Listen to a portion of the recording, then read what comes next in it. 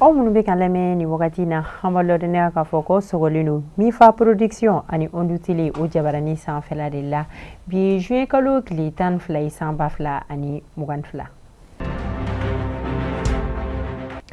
An ka kunnafoni kunfɔlɔ an b'o daminɛ ni an ka jamana ɲɛmɔgɔ ye Hasimu Goyita a ye jibɔn don 76 k'o bila ka taa Bamako ani a lamini ekɔliso yɔrɔ caman na walasa ekɔlidenw ni ekɔli karamɔgɔw bɛ se ka u mago ɲɛ ji la cogoya min na. Juin kalo tile 4 min ye CEDEAO mɔgɔ ye olu ye lajɛ dɔ kɛ Akara jamana kan min tun bɛ boli jamana 3 olu kunkan ko kan ni o bɛ kuma Mali, Laginɛ ale ni Burkina Faso kan nka min ye Mali ta ye ko embargo wulibaliya ko sɔrɔla fɛn caman fɛ nka 2 de bɔra an ka jamana kɔ kan ko ministiri fanfɛla la n'o ye Ablaye Diop. Ablaye Diop y'a jira k'a fɔ ko embargo wulibaliya ko kunfɔlɔ ye fɛn min ye o de ye an ka jamana ɲɛmɔgɔ k'olu ma chronogramme kɛ min bɛ taa kuma u kan ka baara minnu kɛ ka bɛn wagati kofɔlen ma ko ka da u waleya in kan k'a ma bɔ. A filanan yɛrɛ fana ye min ye o de ye ko a kun ɲinina Mali fɛ ko ka jɛkulu dɔ sigi sen kan ni a bɛ f'o ma ko comité de suivi k'olu kun ka baara kun bɛ na ɲɛsin ni ka kiimɛli kɛ ko ka da ni waleya in fila kan ko embargo k'a ma se ka wuli ka bɔ Mali la. Furuku o bɛ Mali ale ni CEDEAO mɔgɔw ni ɲɔgɔn cɛ k'o da waleya dɔ kan min ye CEDEAO mɔgɔw kun y'a laɲini an ka jamana marabolo mɔgɔw fɛ ko ka kalo 16 walima kalo 18 ko k'o kɛ fanga la nka min ye Mali marabolo mɔgɔ ye o kun tɛ olu fɛla ko ye o sen fɛ an ka jamana marabolo mɔgɔw olu ka kuma lasila ni o ye colonel Ablaye Maiga ni dɔgɔkun na ale bɔra ka laseli dɔ kɛ o laseli min bɛ boli ko ka a daminɛ marsi kalo tɛmɛnen na ni o kɛra marsi kalo tile 26 san 2022 ko k'a daminɛ o wagati kofɔlen na k'an ka jamana camancɛ fanga mɔgɔw k'u ka baara daminɛna o de la k'u bɛ san 2 de kɛ fanga la wa k'u ka baara yɛrɛ k'o bɛ na kuncɛ marsi kalo tile 26 la san 2024 k'u ka baara bɛna taa kuncɛ o wagati kofɔlen na. Ka da o hukumu kɔnɔna kan min ye CEDEAO mɔgɔ ye u ye lajɛ kura wɛrɛ boloda min bolodalen don juillet kalo tile 3 nata in kɔnɔna na ni Ala ka jɛ ye. Ni laseli ye min bɔra an ka Mali tunkaranke mɔgɔ olu ka ɲɛmɔgɔ fanfɛla la ni o ye Moritani jamana ye u ka ɲɛmɔgɔ ni a bɛ wele ko Isaka Traoré ale ni a baarakɛɲɔgɔn dɔ ni o ye Amadou Sou ni o sigiyɔrɔ bɛnnen don Nouakchott. O y'a jira k'a fɔ ko gɛlɛya camanba ko de bɛ an ka Mali tunkarankew kan ko kunfɔlɔ yɛrɛ ye min ye ko ni sufɛla sera nɛgɛ ɲɛ 19 wagati la ko sɛbɛn bɛ mɔgɔ minnu bolo kan ani a tɛ mɔgɔ minnu bolo k'u si de tɛ se ka bɔ k'a fɔ k'u bɛ yala Moritani dugu kɔnɔna na ko n'u bɔra ko min ye tenitigilakaw ye k'olu bɛ u minɛ k'u datugu ka tila ka wajibiya u kan k'u ka wari sara ka tila k'u gɛn tuguni ko ka segin ka na Mali la. A filanan fana ye min ye o de ye k'u tɛ se ka bɔ Nouakchott ko k'a fɔ k'u bɛ taa Moritani dafɛdugu jamana wɛrɛ la k'u bɛ taa baara kɛ ko ni u tagara u la tuguni ko ni waleya kelen de bɛ kɛ ko ka u sɛgɛrɛ k'u datugu kaso la ko ka tila k'u gɛn tuguni ka na Mali la. A sabanan o fana ye min ye k'an ka musolaka minnu bɛ yen ni olu bɛ taa baarakɛdenya la yen yɔrɔ la ko ni kalo sara k'u ka sara sɔrɔli ko gɛlɛya caman bɛ don u ko la k'u tɛ se ka u ka sara sɔrɔ ka bɛn a wagati kofɔlen ma. A naaninan dɔ fana ye min ye k'an ka maliyɛnden dɔw bɛ yen nɔ ko minnu minɛna k'u ka datugu kaso la k'a bɛ wagati jan bɔ wa dɔw yɛrɛ fana bɛ yen nɔ k'u kan ka bɔ wagati min na ko wagati kofɔlen ko o tɛmɛna nka k'u n'a ta bɛɛ lajɛlen k'u bɛ kaso la hali bi.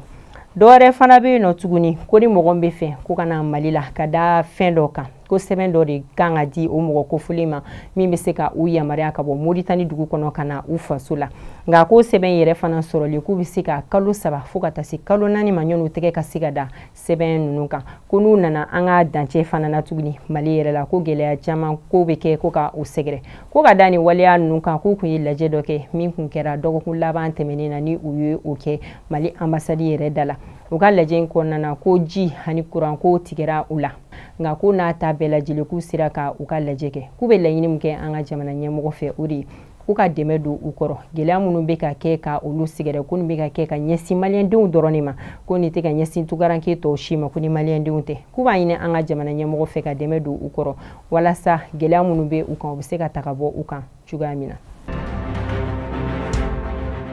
Mɛ kalo tile 27 sɔgɔmada fɛ nɛgɛ ɲɛ 6 wagati la min y'an ka jamana tenitigilakaw ye Boni fanfɛla dɔ la ni ale bɛ Douanza u ka kɛrɛnkɛrɛnnenya la an kan bɛ yɔrɔ ma o ye serma o tuguda yan fan ye an ka jamana tenitigilakaw u ye tatugu banbagaci 31 ɲɔgɔnna de la mɔgɔ 27 olu sɛbɛkɔrɔ jogina min dɔ yɛrɛ jogina o dɔ ye ko Musa Ima Jalo wa mɔgɔ 31 minnu ni olu sara o 31 na ko banbagaciw ka ɲɛmɔgɔ caman ba ko de bɛ a la ni o dɔ ye ko Abu Yaya Salahin ko ni ale kun ye katiba serma o emir ka dangan kun ye ale a filana ko Abdoulaye Ba ni dɔw b'a fɔ ma ko Abdul Fataha ko ni ale kun ye ɲɛmɔgɔba ye Ɲanki fanfɛla la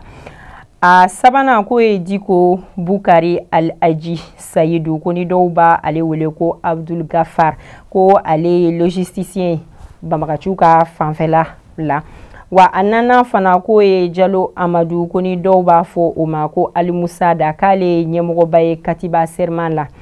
a duruna ko Sidi Ould Mohamed dit Abu Azma ko ale mɔgɔ ye min bɛ to ka u ka ɲɛmɔgɔ dɔ ko ka to k'o ta bolimafɛn na ko ni a bɛ fɔ ma ko Amza Alshigeti wa fana ko a ka baara ɲɛsinnen don min ye u ka kɛlɛkɛ minɛnw ye ni o ye mugucilan ko ale ka baara ɲɛsinnen don ko ka to ka taa ni o ye guruma fanfɛla la k'o di banbagaci tɔw ma a wɔɔrɔnan ko a bɛ fɔ o ma Abu Nahim ko ni ale ye kɛlɛkɛlaba ye u ka serman na o bazi yɛrɛ la a bɛ wagati jan bɔ EDM baarakɛlaw olu bɛ ka u ka dusumakasi yira ko sababuya kɛ ko mɔgɔ dɔw de bɛ to ka taa denbaya dɔw kɔnɔ ka taa waleya cɛjugu dɔw kɛ k'a fɔ ko k'olu ye EDM agent mɔgɔ dɔw ye ka da o waleya in kan min ye 11e arrondissement mɔgɔw ka ɲɛmɔgɔ ye ni o ye commissaire divisionnaire Dramane Traoré ale ni a ka élément olu tɛgɛ taara da cɛ dɔ kan ni a bɛ fɔ ma ko Isa Jalo ale sigiyɔrɔ yɛrɛ bɛnnen don Sabalibugu de ma ko tɛgɛ dara ale kan wa Isa Jalo yɛrɛ fana ko EDM o stagiaire kɔrɔlen de kun ye ale fana ye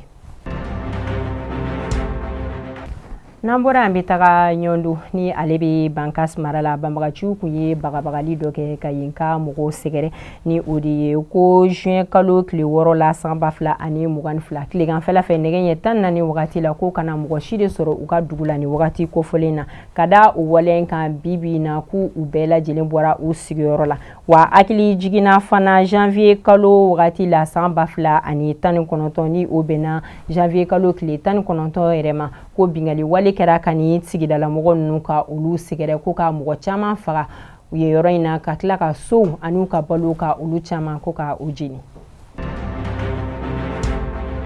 Jabali sigida dɔ bɛ yen nɔ ni a bɛ fɔ o ma ko Zitanga Amo mɛ kalo tile 30 la ni o kɛra wulafɛla fɛ nɛgɛ ɲɛ 16 wagati la an ka jamana tenitigilakaw u ka cɛsiri senfɛ u bolo tagara bɔ malo bɔrɔ 67 ɲɔgɔnna de kan minnu kun dogolen don banbagaci mɔgɔ fɛ u kun ye o minɛ sigida mɔgɔ dɔw la an ka jamana tenitigilakaw ka cɛsiri bolo u tɛgɛ taara bɔ o kan wa o senfɛ u ye tatugu banbagaci mɔgɔ 3 de la juin kalo tile 2 wulafɛla fɛ nɛgɛ ɲɛ 17 wagati la min ye sirabakan kasara dɔ ye o kɛra Gabakoro droit fanfɛla la o sirabakan kasara in yɛrɛ kɛra camion ben ale ni corbillard dɔ ale bɔtɔ kaburudo na sirabakan kasara in kɛra olu de ni ɲɔgɔn cɛ min yɛrɛ kɛra sababu ye mɔgɔ 11 olu jogina mɔgɔ 1 o tora a da fɛ n'an bɔra an bɛ taga san mara la Siyanso ale ni Somo ni ɲɔgɔn cɛ min ye sirabakan kasara o kɛra yen nɔ juin kalo tile 6 la san 2022 o kɛra yɔrɔ min na a bɛ fɔ o ma RN6 fanfɛla la o sirabakan kasara in yɛrɛ la ko mɔgɔ dɔ de tun bɛ ale tun b'a ka bolimafɛn kɔnɔna na fali de tun bɛ k'ale ɲɛkɔrɔma tigɛ a tun tɛ fɛ ka fali tan o senfɛ a y'a ka sira bila ka taa fan wɛrɛ fɛ min kɛra sababu ye ka sirabakan kasara in ka na ni a ye wa a senfɛ ko mɔgɔ 5 olu de tora a da fɛ o mɔgɔ 5 cɛla ko muso 3 de kun bɛ o la mɔgɔ 31 ko olu jogina Segu sigida dɔ bɛ ni a bɛ fɔ o ma ko Sebugu min ye juin kalo tile 6 ye ko tasumakan kasara o donna garibudenw olu ka so dɔ fanfɛla la o ko sababu bɔra mɔgɔ min na o ye denmisɛnninlaka dɔw de k'olu kun bɛ te wuli de la karata dɔ kɔrɔ min kɛra sababu ye ko ka tasuma wuli yɔrɔ la o tasuma kasara in k'a kɛra sababu ye u ka saga 4 ko ka olu jeni ani so ni a kɔnɔnafɛn ko ka olu sɛbɛkɔrɔ jeni n'an bɔra yan bɛ taga Ibi ale bɛ Bajangara fanfɛla de la a dugutigi ni a kun bɛ fɔ o ma ko Amusa Kwajo min ye juin kalo tile 7 ye sufɛla fɛ nɛgɛ ɲɛ 2 wagati la ko marifa tigilamɔgɔ dɔ minnu ma se k'a lakodɔn k'olu ye a dalen to a ka sokɔnɔna na ko ka taa a faga nka min ye sɛgɛsɛgɛli k'olu ko bɛ sen na. Siyanso marala ni ale bɛ san fanfɛla la marifa tigilamɔgɔ mɔgɔ 6 ɲɔgɔnna k'olu tagara Siyanso péage la ko ka tasuma don yen yɔrɔ la wa fana ko mɔgɔ min tun bɛ a kɔnɔna yɛrɛ la ni o ye u ka agent dɔ ye ko o kelen tora a da fɛ. Caporal Aisha Bari ni ale tun bɛ garde nationale la ne ale ka kunnafoni y'a jira k'a fɔ ko ale ka fagali o sababu ko kun bɔra an maminɛcɛ de la ni o ye Mohamed Aidara ye. Ale kun ɲɛmatunnen don an ka jamana tenitigilakaw la nka bi na ko tɛgɛ dara ale kan. A lamɛnbagaw ni laseli de kuma bolo ka lase aw ma an b'a fɔ aw kan bɛn don wɛrɛ ni Ala ka jɛ.